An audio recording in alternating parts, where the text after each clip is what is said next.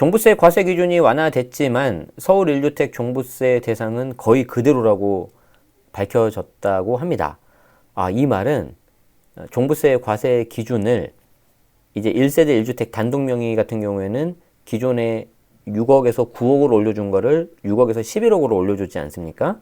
근데 그렇게 했음에도 불구하고 대상은 그대로였다고 하니까 만약에 그걸 안 했으면 얼마나 더 많은 분들이 대상이 됐을까라는 생각이 듭니다. 그래서 이거는 제가 간단하게 좀 살펴볼 거고요. 그 다음은 요즘 이슈인 1+1 재건축 관련해가지고 이게 이제 좀 이슈가 굉장히 많거든요. 왜냐하면 1+1 재건축 같은 경우에는 소형 평수 하나를 반드시 이렇게 분양을 받아야 되는데 그걸 3년 이내에 팔지 못합니다. 그런데 이 재건축 같은 경우에 특히 핫한 지역은 다 조정지역이잖아요. 그러니까 조정지역에 2주택이 돼버리니까 종부세가 이제 중과가 돼버리는 거예요. 그래서 팔고 싶어도 못 파니까 끙끙 앓고 그냥 가져가야 된다는 거죠.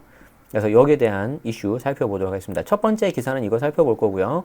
2부 시간에는 1세대 1주택 양도세 비과세 12억으로 상향하려고 했는데 이게 이제 비과세 기준 상향하는 게 있고 이거와 맞물려 가지고 양도 차익에 따른 장특공을 차등 적용하는 게 이제 있어요. 근데 그 12억 상향하는 거는 잠정 합의가 됐다고 얼마 전에 뉴스가 나오지 않았습니까? 근데 장특공 차별화에 대해서 이제 좀 여당하고 야당이 지금 이제 의견이 대립이 됐는데 어디까지나 예측 기사입니다. 아직 확정된 거 아닙니다. 잘하면 좀 물꼬가 트일 것 같다라는 내용입니다. 자, 먼저 1부 첫 번째 기사 보도록 하겠습니다. 출처를 밝히고 보도록 하죠. 조선일보 기사고요. 2021년 11월 18일 김동아 기자님이 작성하신 거네요. 자, 보겠습니다. 1세대 1주택자에 대한 종부세 과세 기준이 올해부터 공시가격 9억에서 11억으로 완화됐지만 종부세를 내야 하는 1주택자 수는 작년과 비슷한 수준인 것으로 파악됐다. 저는 항상 이런 기사를 보면 의문인 게 어디서 이런 컨셉으로 이 집을 바라보는 이걸 찍으셨을까? 도대체 이분들은 누구며 이 바라보고 있는 이 주택은 어딜까요? 네, 서울 남산에서 바라본 서울 시내 아파트 모습이라고 합니다. 네, 제가 딴소리 했습니다. 죄송합니다. 자, 다시 돌아와서요. 자, 국토교통부가 18일 국민의힘 배현진 서울 송파을이네요. 의원에게 제출한 최근 5년간 서울시 공시가격별 공동주택 현황을 보면 서울에서 올해 1세대 1주택자 종부세 과세 기준 초과 가구는 27만 7,074가구로 집계됐다. 이는 작년 과세 기준인 9억 원 초과 가구 28만 683가구보다 1.3% 3,609가구가 줄어든 수치다. 그러니까 작년이나 올해나 대상자는 거의 그냥 비슷하다라는 거죠. 그런데 이제 여당에서 1세대 1주택자에 대한 세부담을 덜어주겠다는 취지로 12년 만에 과세 기준을 6억에서 9억, 그리고 이제 그 9억에서 다시 2억을 더 올려서 11억 했거든요. 근데 그 효과가 사라진 셈이다. 올해 왜 그러면 효과가 사라졌냐? 올해 집값이 많이 올랐으니까. 올해 집값이 많이 오르면서 전국 평균 공동주택 공시가격 상승률도 19.08% 기준. 19.08%. 전국. 서울은 20% 정도 됐죠. 그리고 더 충격적인 게 어디예요? 세종. 세종이 70%가 되지 않았어요? 난리도 아니죠.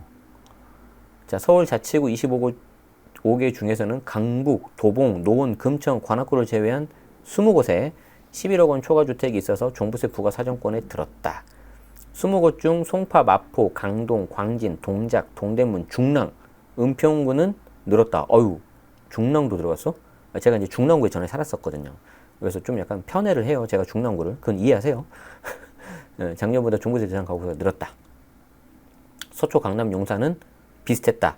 무슨 말이에요? 이미 여긴 넘겼다는 거죠. 배 의원은 문재인 정부 부동산 정책 실패에 따른 집값 폭등으로 집가 진제가 현실화됐다. 1주택 실수요자를 보호할 대책이 필요하다. 자, 그런데 여기에 대해서 좀 한 가지 짚고 좀 넘어갈 추가 설명이 있습니다. 어떤 걸 말씀드릴 거냐면, 여러분들이 이제 제 방송을 많이 보신 분들은 다 아시겠지만, 혹시 이제 안 보신 분들을 위해서, 자, 종부세 부과 기준이 어떻게 됩니까? 이게 이제 공시가 6억이죠. 공시가 6억. 원래는. 이게 이제 원칙이죠. 그리고 이제 인별과세입니다. 인별과세. 자, 그래서 공시가 6억인데, 만약에 1세대 1주택 단독명이다. 그러면 이제 9억까지 해준 거였어요. 이게 이제 2020년까지. 자, 근데 이걸 어떻게 했습니까? 11억으로 2억을 추가해줬죠. 21년부터. 그래서 뭐 나름 뭐 그래도 혜택을 준 거지 않습니까? 근데 그 과정이 저는 너무 이 과정이 너무 유치해요. 유치해. 차일디시라고 하나요? 영어로? 어쨌든 이거 한 번쯤 이런 생각 안 해보셨어요? 왜 11억이냐? 왜 11억이냐? 이런 생각 안 해보셨어요? 왜 11억일까요? 하필. 우리는 이런 걸 좀 고민해 봐야 돼요. 왜 6억일까? 왜 9억일까? 왜 11억일까? 여기에 대한 어떤 그 국가 정책인데 근거가 있어야죠. 적어도 제가 6억, 9억에 대해서는 잘 모르지만 이 적어도 11억에 대해서는 조금 알거든요. 뭐라 그러냐면 이게 얼마 전에 뭐라고 했냐면 원래 종부세가 히스토리를 보면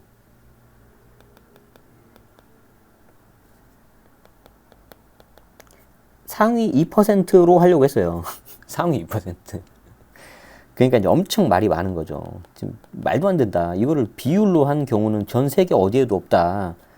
이렇게 해가지고 어떻게 과세 이거를 매년 이걸 시행령 개정해가지고 이거를 비율을 하겠다라고 했거든요. 여당에서, 정부에서. 그러면은 매년 2%에 해당하는 그 금액을 시행령을 개정을 해야 돼요. 굉장히 말도 안 되는 거죠, 이게. 그러니까 여기서 한 발 물러선 거예요. 너무 반대가 심하니까.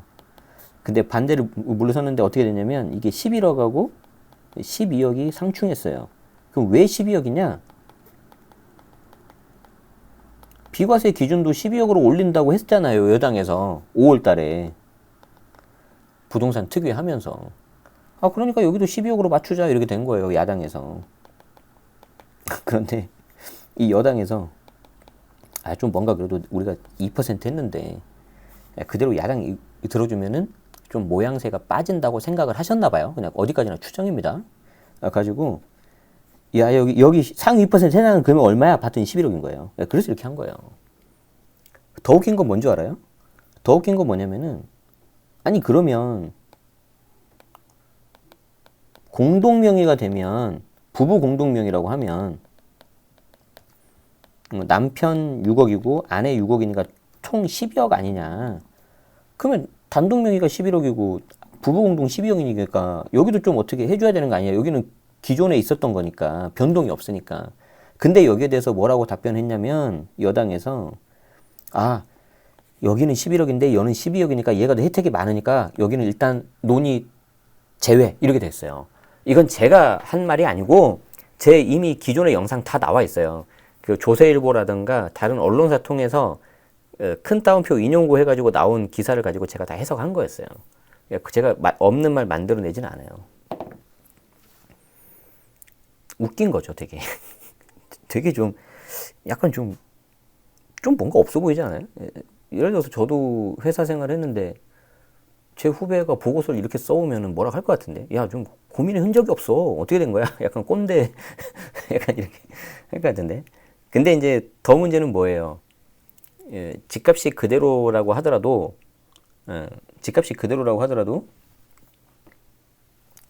공시가격은 더 올라가겠죠. 예를 들어서 이게 집값이라고 합시다. 그대로라고 가정해 볼게요. 제가 봤을 땐 좀 더 오를 것 같은데. 자, 근데 여기에 공시가가 있거든요. 공시가. 자, 우리는 상식적으로 생각했을 때 집값이 그대로면 공시가격 그대로 가야 되죠. 그렇지 않아요. 공시가는 올라가게 돼 있어요. 왜? 이거 90% 맞춰야 되거든. 예를 들어서 여기가 70%면요. 여기가 80%면요. 이거 무조건 90% 맞춘대요. 언제까지? 2025년까지. 2025년에서 2030년까지. 공동주택 경우에. 이게 뭐냐면 그 유명한 공시가격, 현실화율, 로드맵.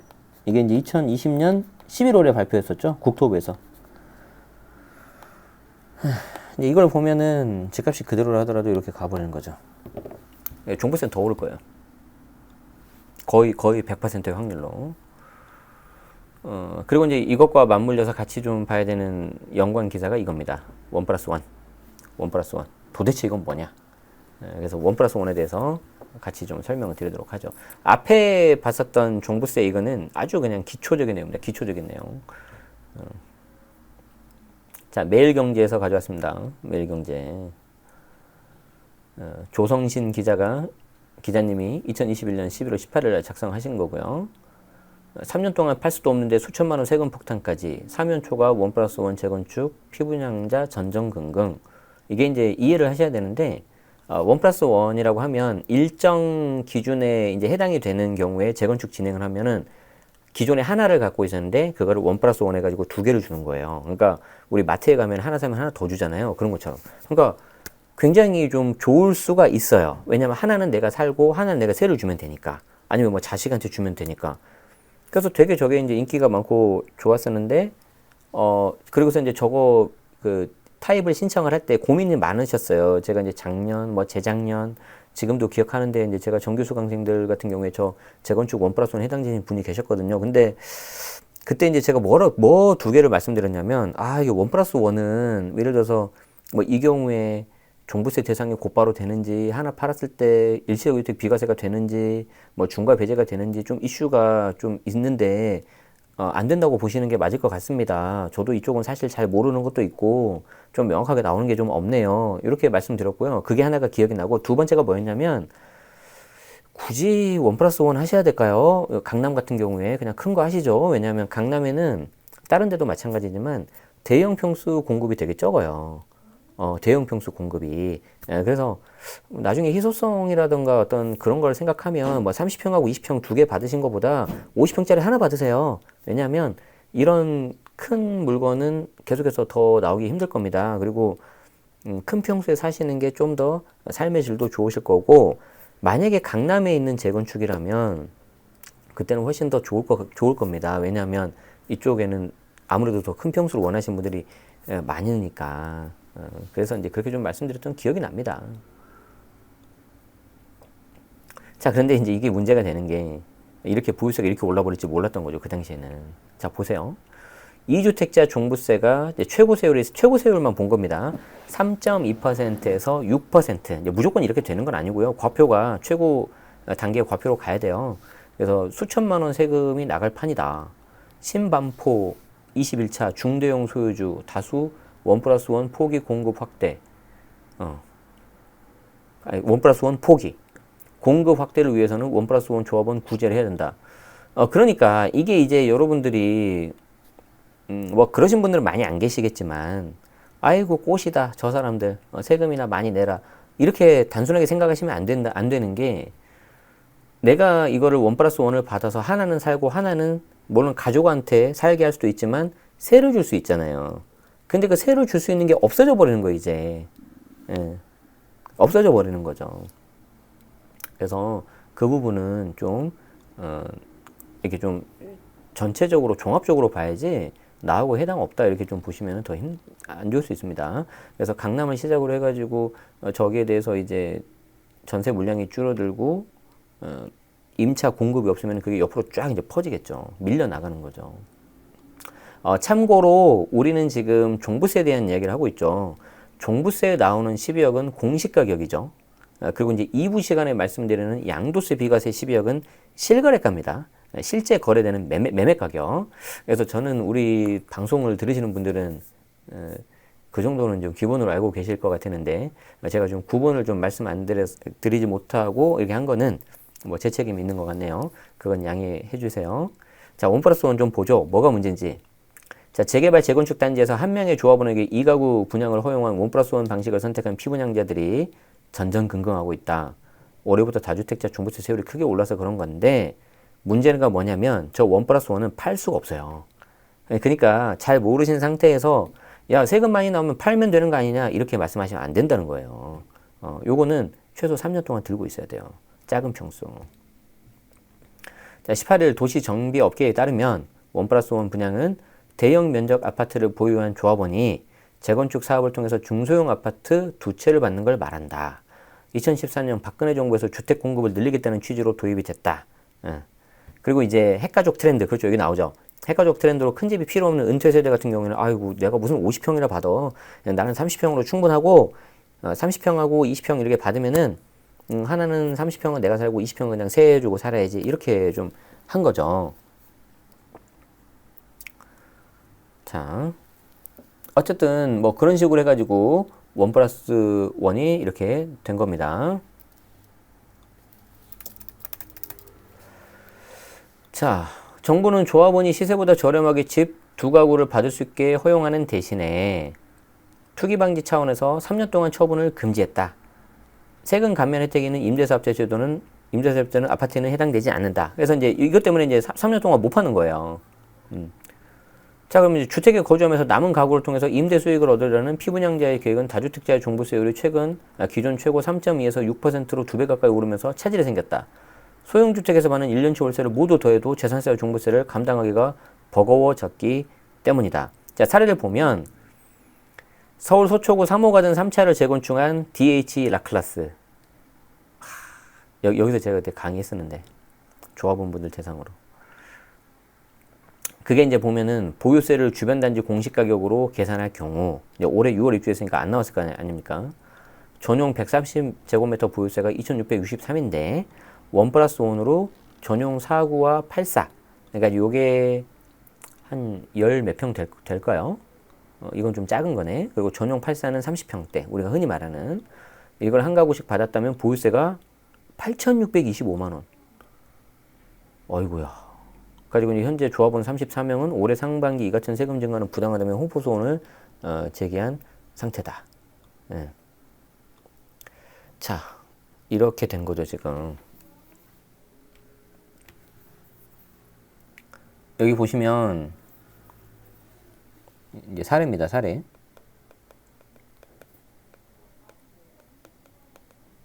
DH 라클라스. 이게 이제 왜 이게 문제가 되냐면 전용 130 같은 경우에 보유세가 2,663만 원이 남았죠. 그런데 1+1을 받아가지고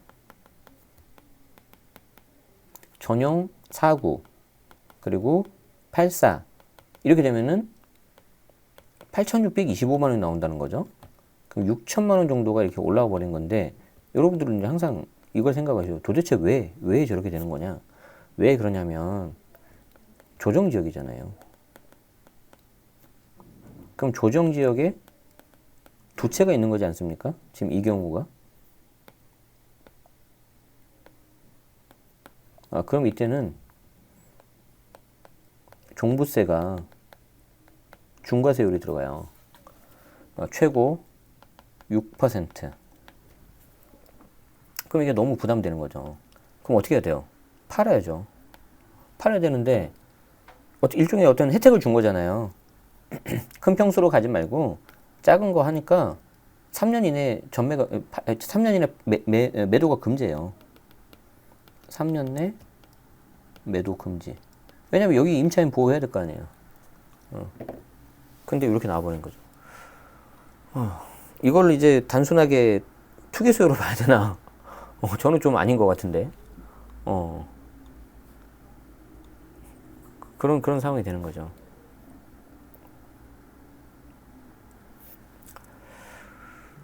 자, 그래서 이제 라클라스 같은 경우에는 이미 이제 지어지고 입주를 했으니까 이렇게 되는 거고, 이제 앞으로 재건축 진행하려는 단지들 있잖아요. 근데 그 단지 중에서 1+1을 계획했던 단지들 다 지금 철회하고 있어요. 여기 보세요. 다주택자 세금 부담이 크게 늘면서 재건축 조합에서 1+1 분양 포기 사례가 속출하고 있다. 신반포 21차 재건축 사업에서도 조합원 다수가 마음을 바꾸면서 총 공급 가구 수가 당초보다 10%가량 줄었다. 무슨 말입니까? 앞으로 이런 전용 사고 이런 게 안 나온다는 거죠. 자, 그러면 저도 여기 라클라스 여기 가봤거든요. 되게 좋단 말이에요. 근데 이 중에 뭐 저 같은 이런 사람이 있을 수 있잖아요. 나 여기 살고 싶어. 그냥 월세라도. 그럴 수 있잖아요. 왜냐면 이거 사기엔 너무 비싸니까. 근데 여기 들어가서 월세로 살고 좀 주변 인프라 누리고 싶은데 이제 이거 못 하는 거죠. 이거 못 하는 거죠. 이게 점점 줄어드니까. 그럼 이 사람 어디로 가냐? 어디? 왜요? 어디로 가냐? 집은 못 사겠고 대출 안 되니까. 그리고 이제 자기는 좋은 데 살고 싶은데 아예 공급이 없고 이렇게 되는 거죠.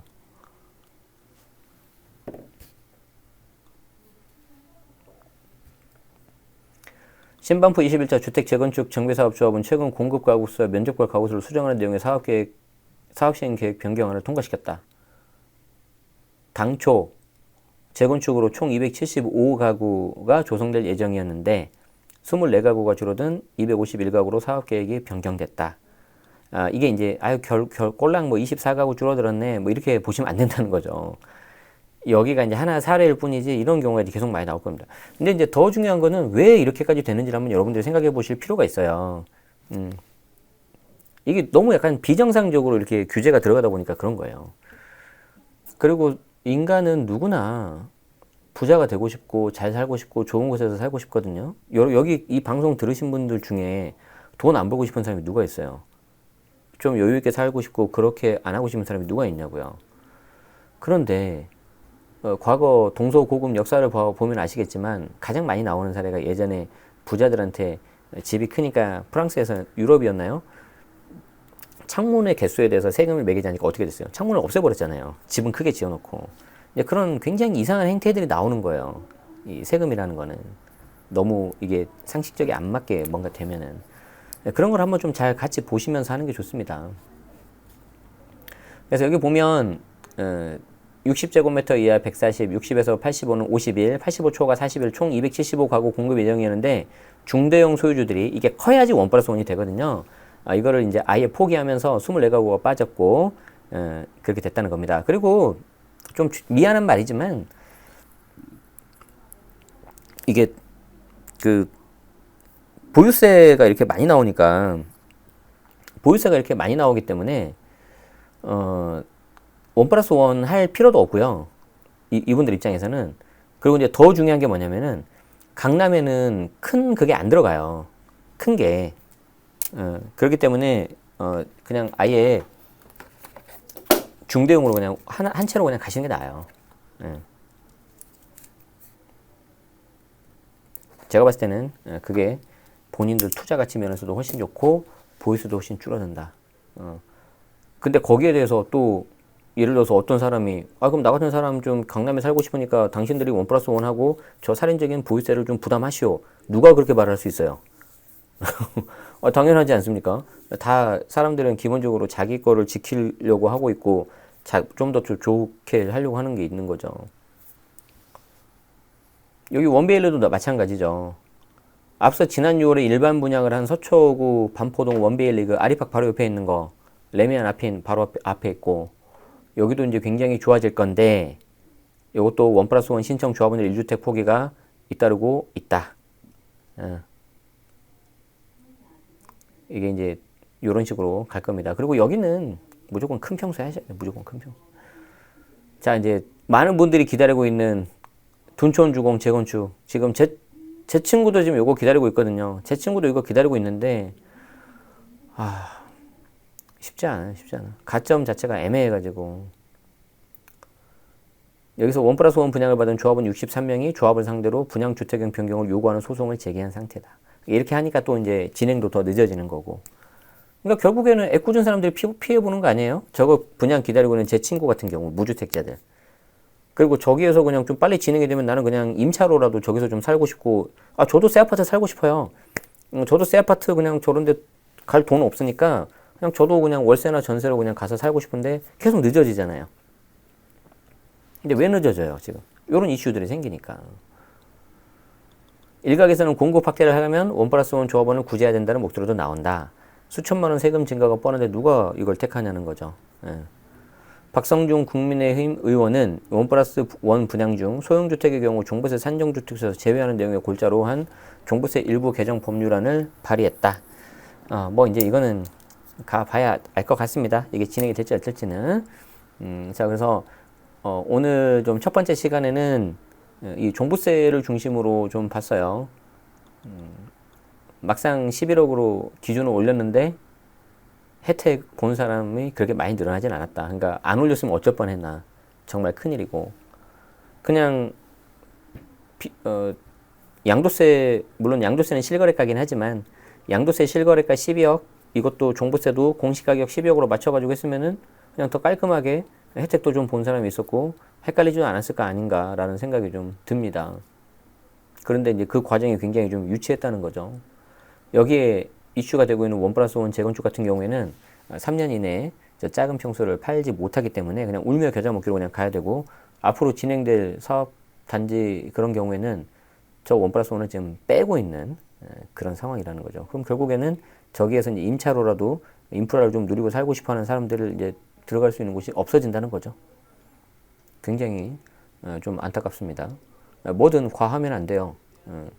저거에 따라서 지금 비정상적인 그런 행태들이 나타나고 있다는 거죠.